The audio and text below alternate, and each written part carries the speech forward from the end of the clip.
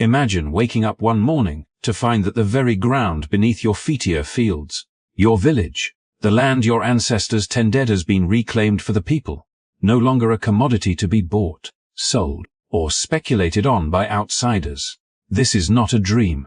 This is Burkina Faso in 2025. In a bold and unprecedented move, the government declared every inch of its land state-owned, permanently banning foreign ownership and redefining land as a national trust. For decades, land across Africa has been treated like a global asset, bought by corporations, hoarded by elites, or leased to investors who had little connection to the people who actually worked it.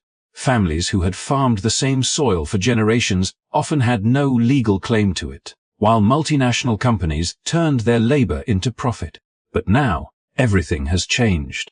Burkinabe citizens are the first in line, not just as tenants, but as rightful participants in the country's future. This is more than law. It's a statement. The land belongs to the people, and it will serve the people. Small farmers, women's cooperatives, wisdoms as isnen, and the next generation of young entrepreneurs are stepping into a new reality where opportunity is based on national belonging, not wealth or connections. Imagine communities empowered to grow food, start businesses, and build homes with confidence that their land cannot be taken away. In this video, we'll explore how Burkina Faso's radical land reform is reshaping society, challenging old power structures, and setting an example that could ripple across the entire continent. You'll see how one law can change the lives of millions, restore dignity, and ignite a movement for land sovereignty. If you want to witness this historic transformation and understand the story of a nation taking back its soil, make sure to like, share, and subscribe to our channel. Hit the bell icon so you won't miss any updates on this groundbreaking journey. The story of Burkina Faso's land reform is just beginning, and you're about to see it unfold. For generations, the land of Burkina Faso had told the story of disparity and exclusion, where fertile fields and sprawling plots were often held by a privileged few, passed down through families or acquired by those with wealth and influence, while the majority of citizens labored on soil that was never truly theirs. The imbalance was not just economic. It was deeply personal, a quiet injustice that shaped the daily lives of countless families who dreamed of planting seeds without fear, of building homes without the constant shadow of eviction, and of passing on something tangible to their children. Then came the transformative law, a sweeping declaration that would rewrite the relationship between people and land, creating a framework where every citizen could access land as a right rooted in national belonging, not in wealth or privilege. Under this bold vision, land was no longer a tool for speculation or a symbol of elite power. It became a shared resource, a collective inheritance held in trust for the people, where opportunity was distributed according to citizenship rather than connections or capital. Foreign investors, who had long eyed West African terrain as a canvas for profit, were suddenly constrained by strict rules. They could only lease land for defined periods, often decades, but they could never own it outright. The shift was profound, not only limiting external control but dismantling centuries of local inequality, where vast estates lay idle in the hands of those who had little intention of cultivating them, while small farmers struggled to secure even a modest plot. This reimagining of ownership rippled through the country's countryside and urban landscapes alike, as villages once at the mercy of absentee landlords began to see a future where families could reclaim their ancestral connection to the soil. Peasant farmers who had tilled fields without recognition now received formal access to land, unlocking the potential to plan, innovate, and invest in their work with confidence. Women, who had long borne the brunt of agricultural labor without legal rights to the fruits of their labor, were granted the opportunity to form cooperatives, manage plots, and develop community-based farming initiatives that strengthened both local economies and social structures. Meanwhile, young people, representing half the nation, could envision careers in agriculture and agro-business without being forced to abandon rural life in search of precarious urban employment. The law was not a mere administrative change. It was a recalibration of power, a subtle yet revolutionary shift that recognized the intrinsic value of the land not as a commodity to be traded, but as a foundation for sustainable livelihoods. It eliminated the opaque hierarchies that had allowed the wealthiest to dominate, setting clear parameters that ensured access was equitable, accountability was enforced, and opportunity was tangible. By imposing limits on foreign ownership and emphasizing national belonging, the government fostered a sense of stewardship, where citizens became active participants in shaping the economic and social landscape of their country. This system also created the conditions for strategic planning. Infrastructure projects could now align with community needs. Development could be coordinated rather than chaotic, and disputes over ownership began to diminish as transparency and fairness replaced historical ambiguities. In effect, Burkina Faso's reform did more than just regulate land. It restored a fundamental social contract between the people and the earth they depend upon. It challenged centuries of systemic exclusion and speculative exploitation, reaffirmed the rights of ordinary citizens, and offered a vision of a society where land could nurture not just crops, but stability, dignity, and shared prosperity. By tethering opportunity to national belonging rather than private wealth, the law redefined what it meant to own, to cultivate, and to belong, setting the stage for a new chapter in which the land, long a source of inequality, became a catalyst for empowerment and resilience. As the dust settled over the newly nationalized lands of Burkina Faso, a quiet revolution began to take root, one that extended far beyond the signing of a law and the declaration of state ownership. The government recognized that legal access alone would not transform centuries of neglect and inequality. Land in itself, without the tools to cultivate it, could remain a promise unfulfilled. That realization shaped the next phase of reform, a deliberate, carefully orchestrated effort to redistribute land to small farmers while equipping them with the knowledge, resources, and infrastructure necessary to turn opportunity into sustainable prosperity.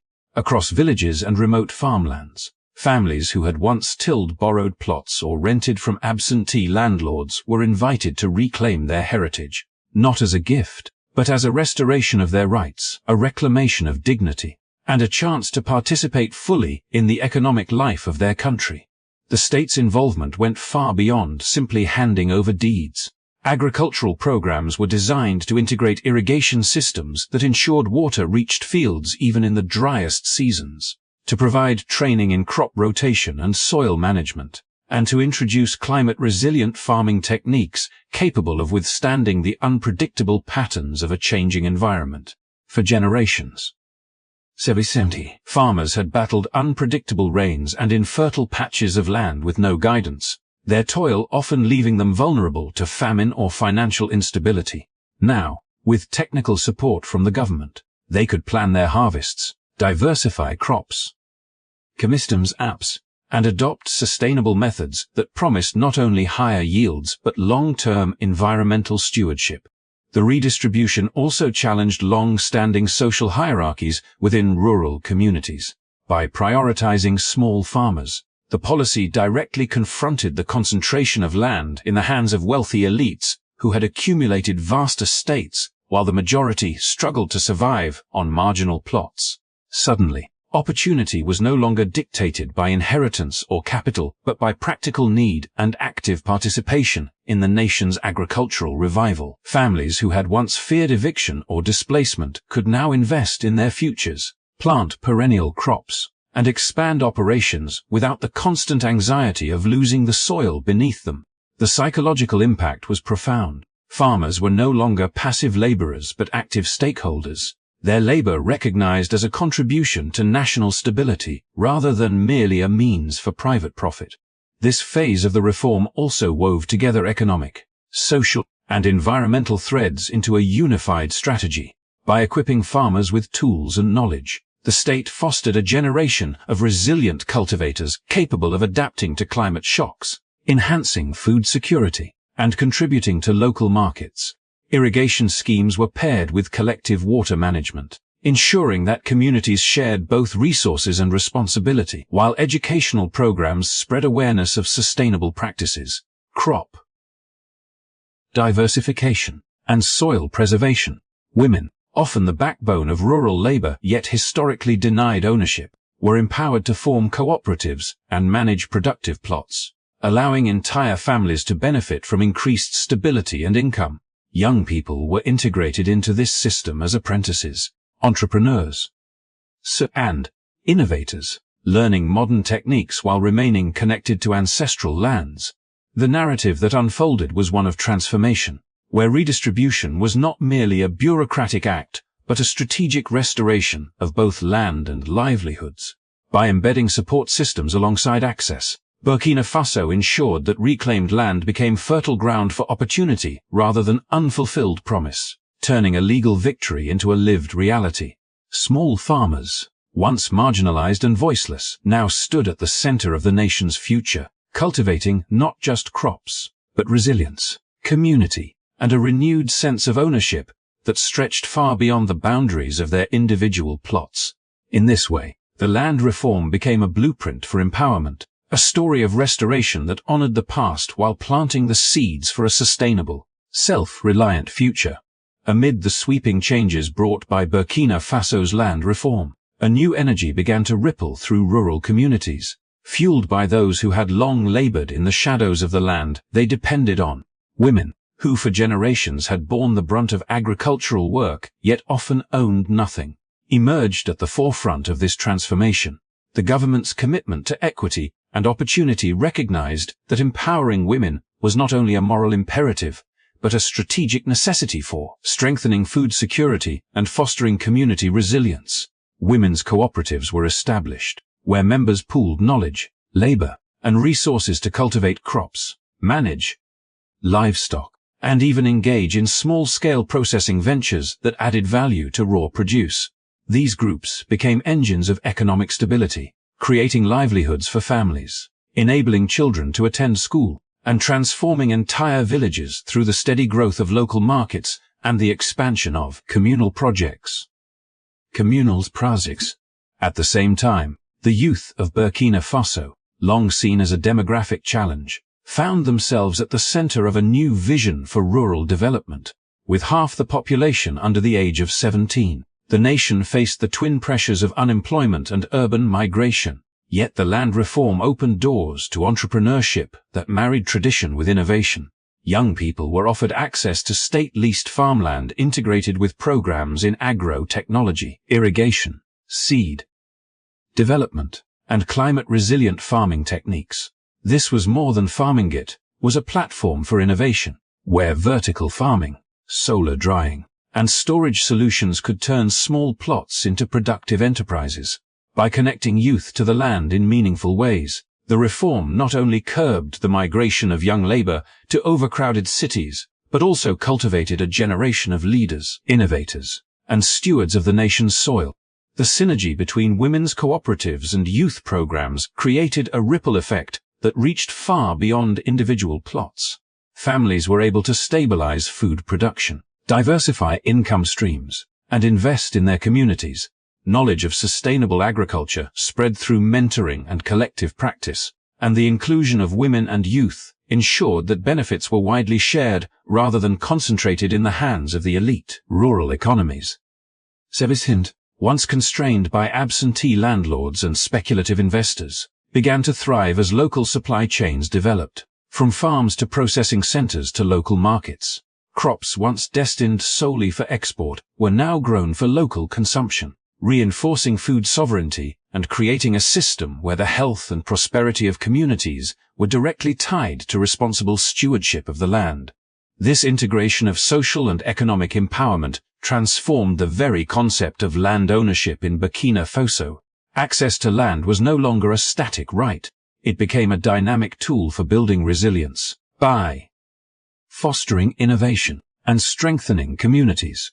Women managed cooperatives that served as models for inclusive growth, while youth initiatives cultivated skills that bridged tradition with modern techniques, ensuring that each harvest was not only a source of sustenance, but also a foundation for economic development and self-reliance.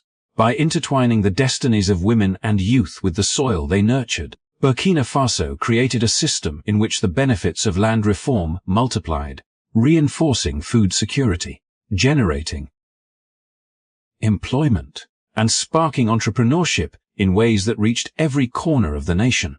Through this approach, land was no longer just property. It became a catalyst for transformation, a vehicle for empowerment, and a promise of a more equitable future.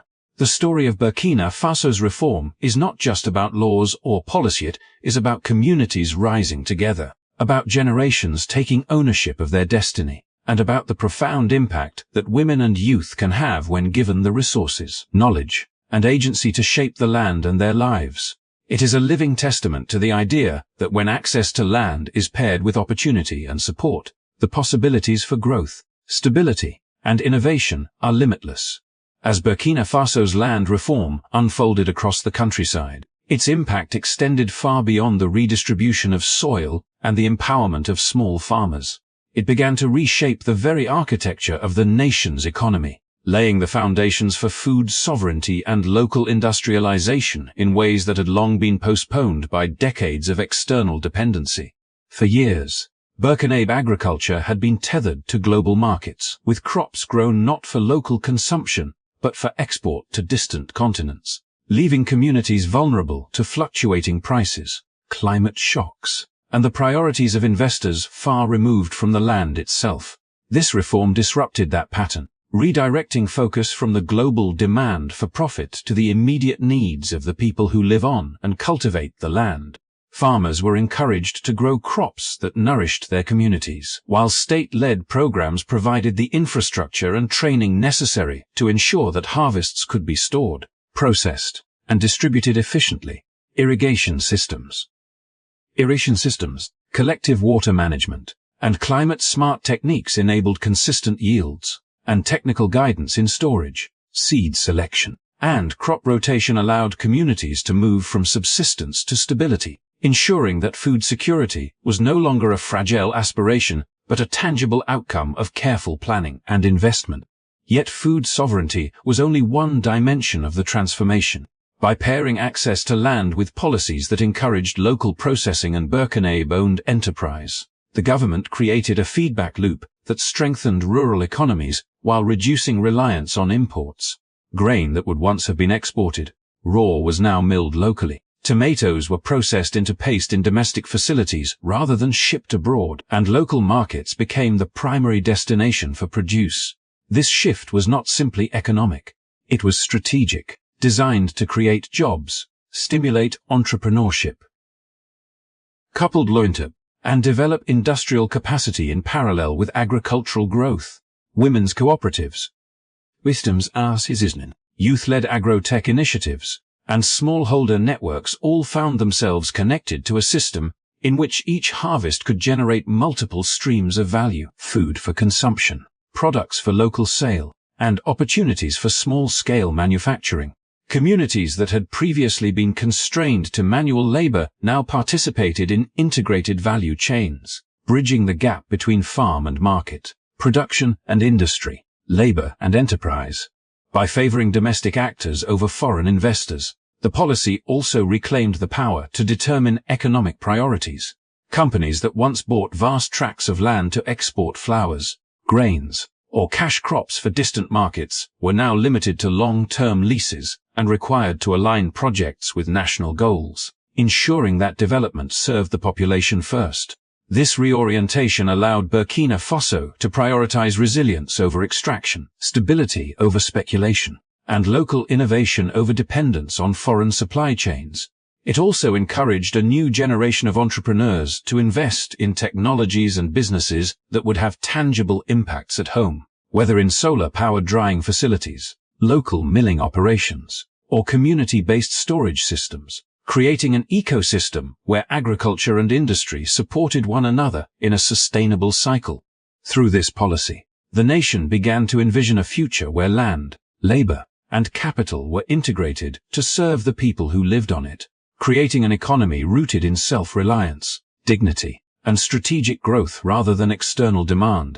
By embedding food security into industrial strategy, the reform ensured that every crop planted, every plot allocated, and every initiative launched contributed to a broader vision of national prosperity. Burkina Faso was no longer a passive participant in a global system that prioritized export profits over local well-being.